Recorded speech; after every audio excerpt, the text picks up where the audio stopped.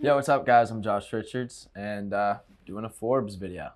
Yes, you are. And one of the reasons that you're doing that is because you are an amazing TikTok creator who has 25 million followers, but you're also doing a lot of things. Can you very quickly list all the things that you do? Yeah. So, podcast with Barstool. I got a venture fund, production company, energy drink. I'm just gonna leave it there. Cool. Yeah. I mean, there's an Amazon deal, dog food brand, right? Yeah. That's Dog food company. what I came across. I mean, seriously, how do you sleep at night? Just not a lot of hours. Yeah. And you, unlike a lot of other creators who are focused on one or two things, you're obviously doing so much. Why do you have your hand in so many different buckets? Yeah. I mean, when I was first coming up on social media, I just really thought that I had lightning in the bottle, and I looked at the lifespan of an average creator, and it typically lasts around 2 years. So I just thought, while I have this, might as well do as much as I can with it so that I can create longevity for myself and add depth to who I am. So you're basically insulating yourself against like the TikTok algorithm and changing tides of what people like. Yeah, essentially. Okay, good to know. Of all the things that you're doing, what's your favorite? I think I have the most fun doing my podcast just because I'm able to go into that, be myself, talk for an hour and 30 minutes, and then get off and never have to worry about it again. But I also like the challenges of finding the right founder when we're going to invest in a company and really getting behind that team over there. So I kind of love the fun and I love my podcast. Mm-hmm. I mean, the podcast, and that is incredible, but we want to talk a little bit about the early days too. Sweet. It wasn't always like this, so we're going to play a clip of what we think is what you first posted on TikTok. Oh boy. Nice. How do you feel about this now? I mean, it got me to where I am today, right? So in a way, I got to give credit to past Josh over here for making these videos and getting embarrassed in high school his whole life. But no, I just kind of look at them and I'm like, God, what was I thinking? Well, it's working for you. Yeah. I mean, straight girls love you. So how have you turned being a teen heartthrob into a serious business? Well, when I was making content and just doing that, not looking at the entrepreneurial side really, or trying to start a product from social media, I really was just started to listen to my fans and saw that they would follow what I was doing, right? If that was me and my buddy Bryce shotgunning energy drinks in our YouTube videos to establish that it's all like climax, craziness. They would go out and then buy energy drinks, go and shotgun them on TikTok, try to challenge us and beat us in our time. So I just kind of started listening to my viewers a little bit more and seeing what they wanted from me. And then from there was able to go and create the products or go into different sectors in this entertainment / business world that I thought really fit me and what my fans would want to see. Right. Between all your different things that you're doing, shotgunning, investing, etc., Forbes estimates that you made $5 million in 2021, and it seems like it's going to be even more this year. You're one of the highest paid TikTokers in the entire world. Talk a little bit about your business strategy and how you managed to be making $5 million a year at age 20. Yeah. I mean, at the beginning when I first came to LA, it was just hustle. That's been who I was since I was a little kid, just trying to find as many different ways to create revenue streams. When I was younger, that might have been having a lemonade stand every week and then going and shoveling snow in the winters and then but it was just always like something, right? And then furthermore, I was always just very into numbers. Like my dad was a calculus teacher, so numbers were just like a big thing for me. So when it came to making money, it was almost like a challenge. Like, how much could I fill my jar up? Like when I was a little kid and I was 10 years old, I had a jar and it would say like money for a Buffalo Bills game. I wanted to go to a football game. And once I had enough money, it was kind of just like, all right, well, I want to keep adding to this jar. Like this is fun. Like this is like a game. So that, I think, love for just like trying to find different ways to hustle. When I came to doing social media and I came to LA, I just went and tried to introduce myself to as many people as possible, if that was producers or executives or venture capitalists. And through that, they kind of led me in the right directions. And I listened to a lot of people that mentored me, like Kevin Mayer or Thomas Tull or Mark Wahlberg. And got their opinions on what I should do or what path I should take being young and having this following. Yeah, so you're clearly very well connected in the industry. And now you know all these different people. Do you ever see yourself focusing on being totally an entrepreneur, business person and stop doing TikTok? Yeah, I don't think people are going to want to see me dancing and doing what I was just doing in that video when I'm 40 years old, right? That'd be a little bit creepy. I think you're wrong. But I definitely want to keep evolving who Josh Richards is. I think I will always want to be in front of the camera in a little bit of a way just because I love entertaining. So as I move forward with my production company, get into more acting and being able to be in front and behind on the producing side. So I think still doing entertainment, but also focusing a lot on raising fund too right now, and then going into keep growing that venture fund and animal capital. How much money are you raising? The goal for fund 2 is 40 million. That's a lot. Yeah. And your current fund is 17 million? Yes. Yeah. Okay. Wow. What kind of stuff are you hoping to invest in? I mean, we're pretty across the board when it comes to our investments. I think the biggest thing for us is really trying to find these young, hungry founders. We love to support Gen Z just because I'm Gen Z myself. And that could be anything from fintech to biotech to a product. So it doesn't, I don't think it's like we're looking at one space necessarily. And of the investments that you've made so far, what are you most excited about? I think the most exciting one has to be Colossal. What's that? They're the ones bringing back the woolly mammoth. Oh, yes. What? Yeah.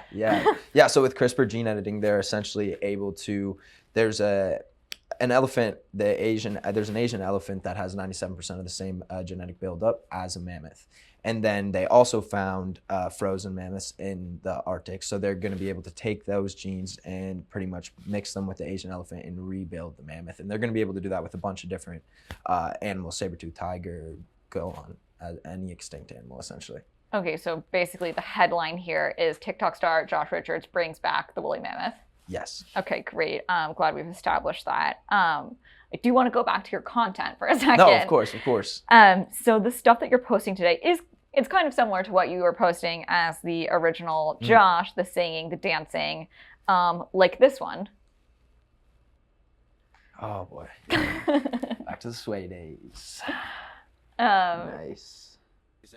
Wow, we were so cringy. It's crazy. I can't believe people followed us. Yeah, I mean, but it works. Yeah. So, and it's giving major teen heartthrob, and that video has 39 million views on it. So, but on your TikTok, you don't really talk a lot about your businesses.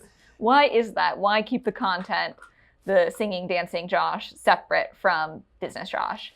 Well, I always looked at it was there's a different platform for different audiences and different content to put on there, right? And being younger and kind of studying the influencers that were bigger than me when they were at their prime or when they were doing Musical.ly back then or TikTok or whatever it was called, I watched a lot of them start thinking that they were too good for the platform that they came from and they were not going to make those type of videos anymore and just like try to transfer over and completely change everything, kind of like cold turkey. And that's just never worked because now you're ignoring your audience and telling them like, well, this is maybe what you followed me for, but I don't care about what you guys think anymore. So for me, it's always just about giving the audience what they want to see and then also getting them to slowly but surely get integrated into the content that I want to be posting on different platforms or going and doing Forbes videos that they'll go and watch. So right. So what do you think about TikTok as a marketing platform? I mean, I think its ability to be able to reach millions of people when you could have an account with 0 followers is quite incredible. It definitely does seem like the best social media platform to market on, but it's also problematic. The creator economy is totally dependent on it. And what are the motives? They seem like they could be quite dubious. And with changing algorithms, someone's career can be over like that. How do you feel about your career being attached to a platform there where we don't really know what's up behind the scenes? Yeah. I mean, I think I kind of look at it a lot. I mean, I played sports growing up. So when you talk about like, oh, they could go and switch the algorithm on you like this, right? I kind of look at that as like, okay, you got an injury in sports. Now you're down for a couple months. You're not getting on the For You page as much, or you're not getting as much play time, right? Well, what do? You go rehab, you figure out what you need to change, what you need to heal so that you can come back and be better, right?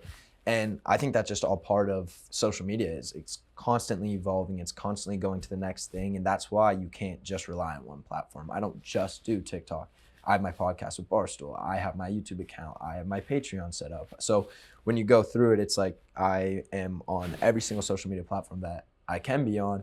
And then I know, well, if TikTok shut down tomorrow, I'm not going to be that worried. You know, you're interested in football. You have this big deal with Amazon and the NFL. Can you talk about that? Yeah. So Prime Video obviously now owns the rights for Thursday Night Football. And with them, we're going to be doing Thursday Night Football tour, essentially. So I'll be going to nearly every single Thursday Night Football game.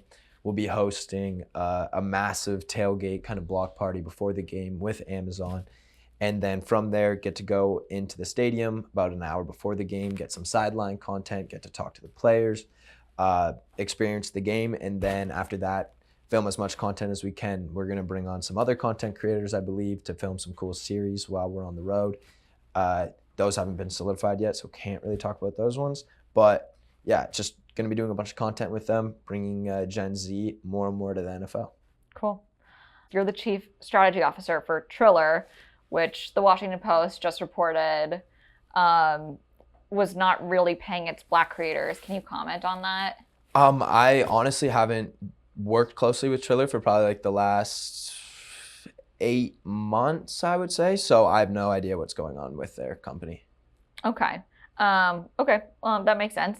And what about the fact that now you have a lot of money? What do you like to spend it on? I mean, I'm not like the biggest spender. I love my shoes. So every once in a while, like I'll go and buy a new pair of shoes or whatnot. But besides that, it's typically either doing like trips with my family or going on trips with like the boys somewhere. But it's probably more about like, all right, I want to save up so I can get a house. Like that's going to be the next thing that I really spend my money on. Investing. And speaking of houses, you lived in the Creator House house, where you lived and collaborated with your roommates. What was it like to live there, and why did you leave?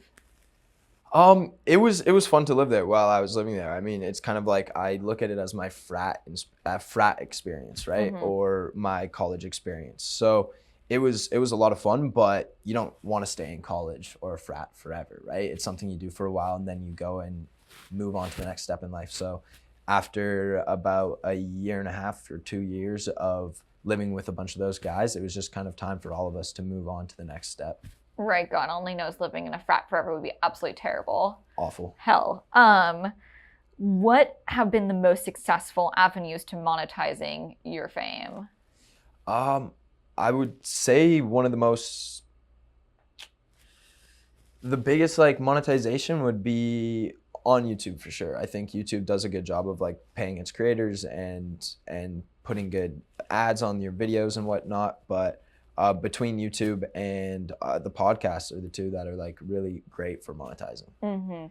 What advice would you give to young people who are looking to have the type of career that you have?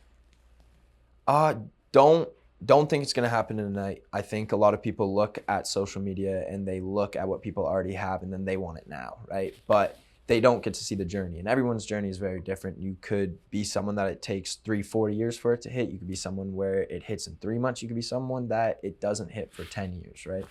For me, it happened over the course of 4 years before I got invited on a social media tour that me and my friends kind of all decided we were going to do together.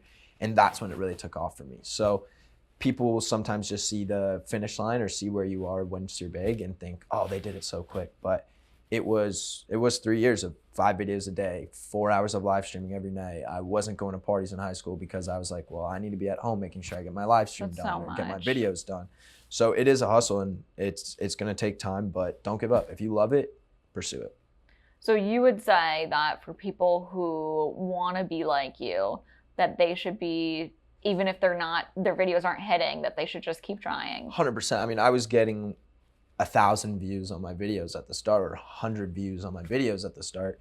And slowly but surely it started growing and growing and growing. But I had times where I went up and then fell back down again. Like there was a point where Musical.ly was on a real low, and my videos went from getting typically 100,000 to 400,000 views, and they dropped all the way down to 25,000 again. So that's really discouraging for someone that's making content, right? Like videos cut to 10% of what the typical views are.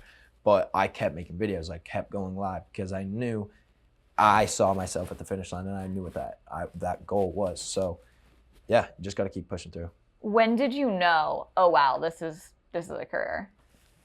When I went on the tour, I think that was the first time I really got to see my audience in person, because I lived in such a small town out in Canada. A lot of my followers were in the US or Brazil or in the bigger cities of Canada, and that just made it so I never really got to see it in person.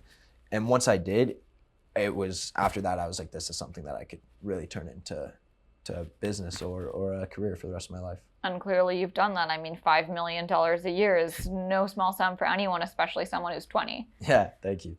And lastly, I want to ask you, as we head into dark times economically, or what's looking like dark times economically, how do you think that a possible recession is going to affect your career and that of the influence industry in general? Yeah, I mean, I think that it's definitely going to delay me buying a house. No, but also it's going to be a time where people are looking for advice on what their next move should be or what they should do in financial literacy. And that's where I think I have a responsibility and a responsibility to teach those kids what I'll be doing through that time, or how you can make sure that you keep making that next buck even through a time, like you said, that isn't going to be great for the economy.